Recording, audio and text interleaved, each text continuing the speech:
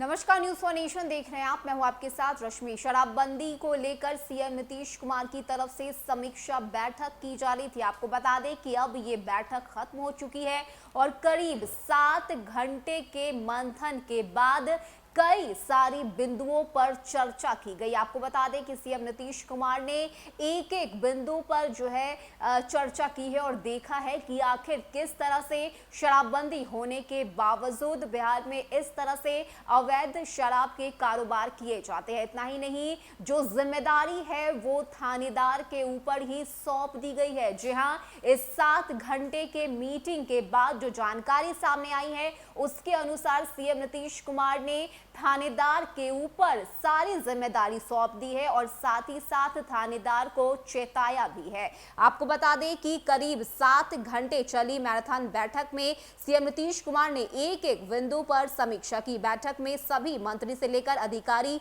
और जिलों के डीएम एसपी जुड़े। आखिरकार थानेदार पर ही बुरी जिम्मेदारी जो है वो सौंप दी गई। जिसके क्षेत्र में शराब बरामद हुआ तो उसकी थानेदारी तो जाएगी ही, सीधी भूमिका होने पर 10 सालों तक थानेदारी से वंचित होना पड़ेगा। हालांकि डीजीपी ने कहा है कि सिर्फ थानेदार ही नहीं बल्कि ऊपर के अधिकारियों पर भी सो कॉज होगा। बैठक के बाद डीजीपी व गृह विभाग के अपर मुख्य सचिव ने प्रेस कॉन्फ्रेंस की। गृह विभाग के अपर मुख्य सचिव चैतन्य प्रसाद ने बताया कि मुख्यमंत्री ने लापरवाही बरतने वाले अधिकारियों पर कड़ी कार्रवाई करने के लिए कहा है। जिन थानों में शराब को लेकर कोई कार्रवाई नहीं हो रही है उन पर कार्रवाई की जाएगी। कहीं अगर सरकारी कर्मी की मिलीभगत से शराब आ रही उसे माफ नहीं करने का निर्णय लिया गया है। केंद्रीय टीम अगर जिला में जाकर कार्रवाई करती है तो वहां के अधिकारियों पर कार्रवाई होगी। कॉल सेंटर में सूचना देने वालों का नाम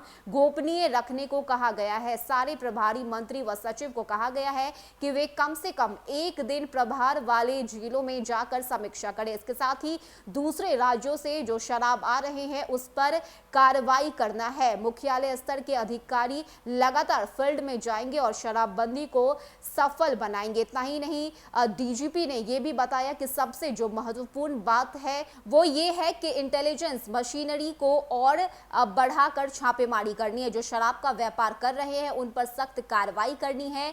किसी भी जिले में थाने में केंद्रीय टीम जाती है और शराब बरामद होती है तो थानेदार पर कार्रवाई होगी। हमारा प्राइमरी ड्यूटी क्राइम कंट्रोल है और इसमें कोई कमी नहीं करते हुए शराबबंदी को भी सफल बनाना है। किसी थानेदार की शिकायत आती है तो उसे 10 साल तक थानेदारी नहीं मिलेगी। अगर सीधी भूमिका आती है तो उसे डिसमिस किया जाएगा। पुलिस मुख्यालय के स्तर पर लगातार रिव्यू करना है। जो निर्देश दिया गया है वो जमीन पर उतर रहा है या नहीं।